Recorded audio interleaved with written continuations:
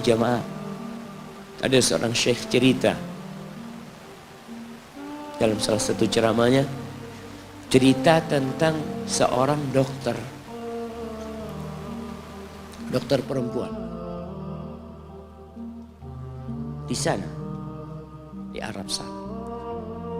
Ada seorang anak lelaki bawa ibunya masuk ke dokter ini, subhanallah. Ibunya ini gila. Anak-anak muda ini, belum nikah, dia bawa ibunya. Nanti ibunya tersenyum sendiri, ketawa sendiri. Masuk ke ruang dokter itu, mejanya dokter diputerin sama ibunya. Anaknya minta maaf, ya dok, kata dia, sekali-kali nanti ngeliat di televisi dokter itu ada gambarnya Ka'bah. Ibunya ngomong, nak kau bukan nak ngomong, kamu bohong Mat kau bohong sama ibu, katanya mau dibawa umroh ibu, kata dia. Nanti diludahin anaknya, digigit anaknya, nanti kerudungnya ibunya terbuka dipasangin lagi.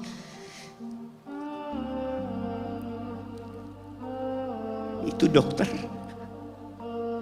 tanya sama anaknya, ini siapa? Ibu anak, kata dia. Sejak kapan dia seperti ini? Sejak lahir. Loh, terus gimana engkau bisa lahir? Iya, sama kakek ana, ibu ana dinikahkan, tapi 10 bulan diceraikan. Ya karena seperti ini, ana lahir dari rahim ibu ana. Dan seperti ini kelakuan. Iya, kata dia. Engkau berbakti sama dia, kata dia. Dia kan gak kenal sama engkau. Iya, dia gak tahu sama ana, tapi Allah tahu kalau dia ibu ana, kan? Allah tahu kalau dia ibu ana. Ana harus berbakti sama. Ditanya, ibumu sakit apa? Ibu kena gula, kata dia, kena ini. Setelah dikasih resep, itu dokter cerita, pasiennya keluar, ditutup pintunya. Dokter ini nangis. Dia mengatakan, ana sering dengar ceramah tentang birrul walidain. Ana sering mendengarkan tausiah ustaz tentang berbakti kepada orang tua, tapi ana baru sekarang melihat kebaktian seorang anak sama orang tuanya. Ibunya gila, dia tetap berbakti. Dan dia mengatakan, iya, ibu ana gak tahu sama ana, tapi Allah tahu kalau dia ibu ana. Dan yang ngasih wasiat supaya kita berbakti sama orang tua itu Allah, jemaah. Apapun yang dilakukan orang tua kita.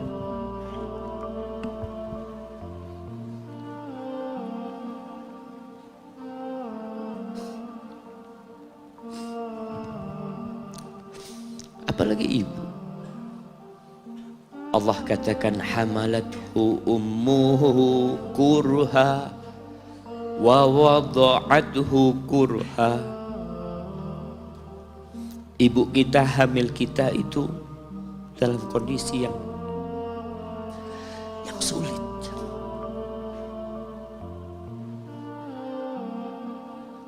Ada ibu yang harus bed rest demi anaknya lahir. Demi kita lahir, ibu kita itu bed rest. Capek dikit keluar darah. Ada yang harus hamil kita dalam kondisi dia ditinggal sama suami. Dia harus cari nafkah sendiri. Ada yang harus muntah-muntah demi kita. Allah. Lalu kita berdiri buat ibu kita, capek.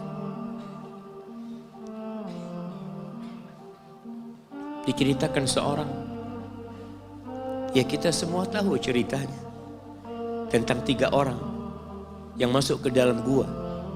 Kemudian gua itu tertutup dengan batu yang menggelinding. Lalu mereka bertawasul dengan amal soleh mereka. Salah satunya yang mengatakan, ya Rabbi, Allahumma, ya Allah, aku punya 2 orang tua. Aku punya 2 orang tua. Yang aku senantiasa memberikan susu kepada keduanya sebelum keluarga yang lain minum susu. Dia sudah menikah, dia punya istri, punya anak. Pada suatu hari, ya Allah, aku kejauhan cari rumput, sehingga aku balik dalam kondisi orang tua sudah tidur. Maka aku pereskan susu buat keduanya, ya Allah. Allah tahu, tapi dia mau cerita sama Allah. Dia ingin tawasul dengan amal soleh dia. Lalu aku taruh di wadah. Aku datang ke bapak ibuku, mereka tidur. Maka aku berdiri di hadapan kedua. Jamaah, bukankah bisa dia taruh di sebelah meja ibunya susu itu? Dia ambilkan meja, taruh di sana, dia bisa tidur. Dia sudah berbakti sama orang tuanya dengan seperti itu. Tapi anak ini tidak. Aku berdiri, ya Allah, aku gak ingin membangunkan keduanya. Dan aku terus berdiri, aku pegang itu susunya. Sampai mau subuh bangun, aku serahkan kepada kedua. Anak-anaknya nangis minta susu. Kata dia, lah, sampai bapak ibu aku minum. Kalian jangan minum. Kita kadang-kadang sudah menikah lebih peduli sama istri kita, lebih peduli sama anak-anak kita. Nggak ada hadis yang mengatakan anak itu pintu surga, jemaah. Yang ada itu orang tua pintu surga. Kita peduli sama anak-anak kita. Beli oleh-oleh buat istrinya. Ditelepon istrinya mau apa, kepingin apa. Pernahkah kau telepon ibumu? Tanya, Umi kepingin apa, Umi? Ana lagi dalam perjalanan, Umi. Jamaah, itu anak, Masya Allah, dia berdiri. Kenapa dia kuat, jamaah? Karena dia tahu Allah yang nyuruh dia berbakti. Mungkin tidak ada yang melihat berdirinya dia, tapi Nabi ceritakan berdirinya dia. Dari malam jamaah sampai pagi, berapa jam dia ingat, ibuku hamil aku 9 bulan. Capek.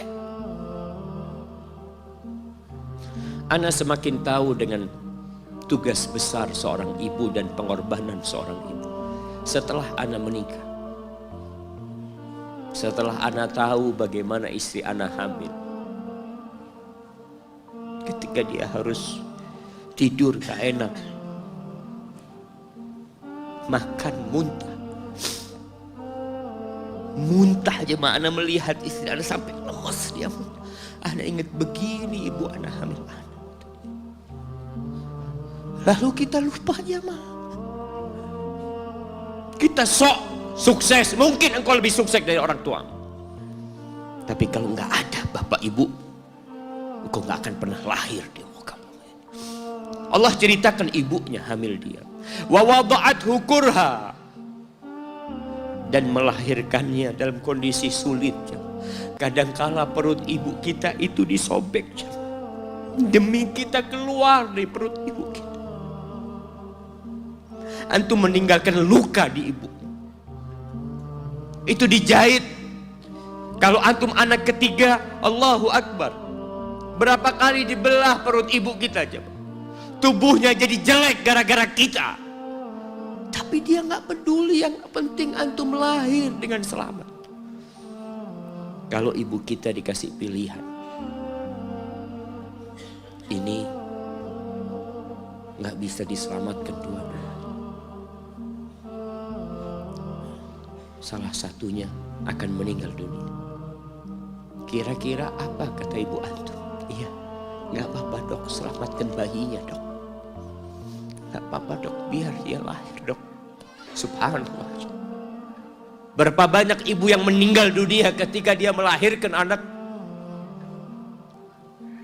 Wa hamluhu wa fisaluhu 30 syahra. Hamilnya dan menyusuinya itu 30 bulan.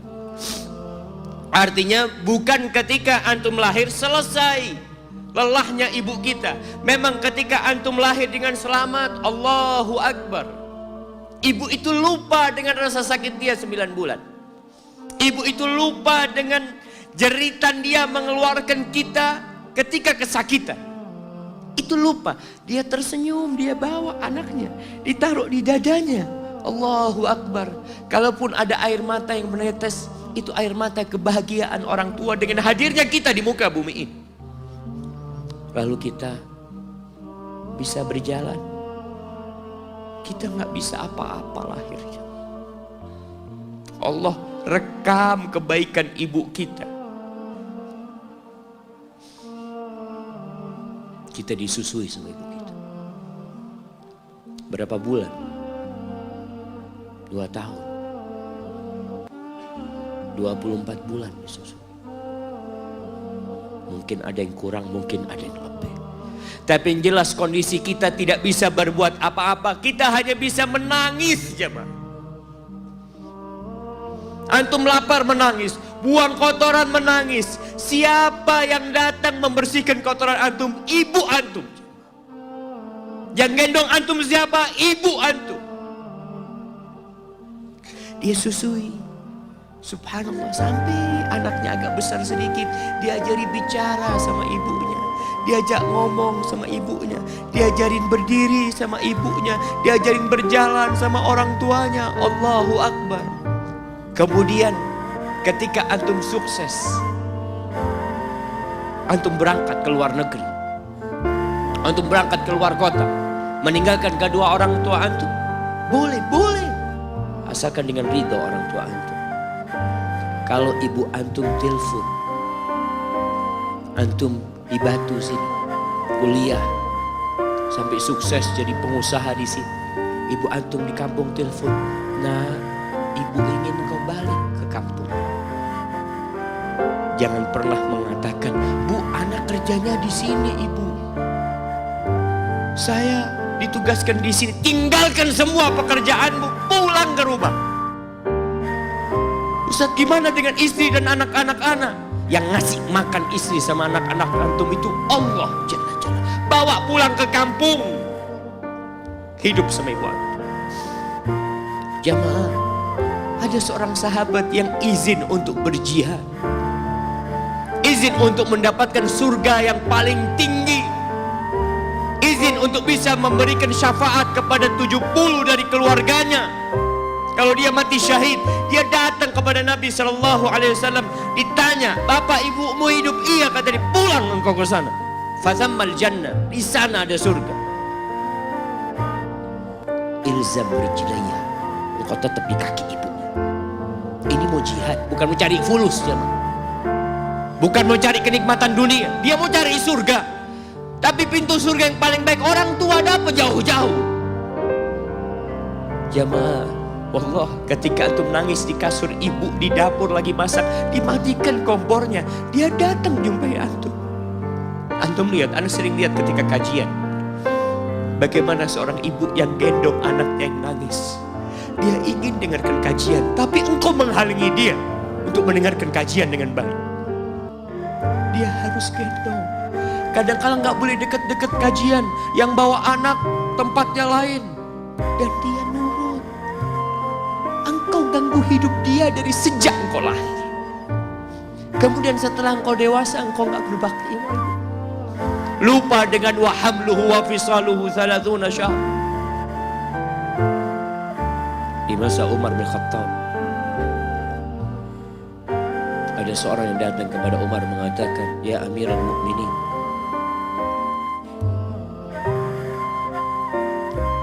aku ini jadi kendaraan buat ibu. Aku ini yang membersihkan kotoran ibu, dan aku palingkan wajah. Ibuku sudah lumpuh, gak bisa apa-apa. Dan aku berusaha untuk berbakti sama. Aturani qad jazaitu. Gimana menurut? Apakah aku sudah balas kebaikan ibu? Kata Umar, la. Enggak, belum. Ya Amirul Mukminin, bukankah aku sekarang ini telah berbuat kepada ibuku seperti ibuku berbuat kepadaku waktu aku kecil? Artinya sama pekerjaannya sekarang ini. Aku yang menyuapin ibuku, aku yang membersihkan ibuku, yang mengantarkan dia ke kamar mandi. Semua yang pernah dilakukan ibuku, kira-kira sudah aku lakukan semua sekarang. Kata Umar, enggak sama. Kata dia. Ibumu waktu merawatmu ketika engkau kecil, ibumu kamu berharap engkau bisa hidup. Sedangkan engkau sekarang merawat ibumu ketika sudah tua sakit-sakitan, engkau berharap ibumu mati.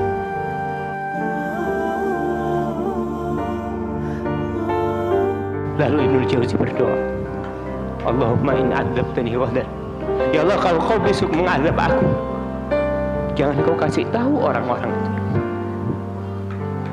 Li'alla yuqal, agar supaya tidak tersebar pembicaraan azaba man da'a ilaih, azaba man dalla ilaih, supaya orang-orang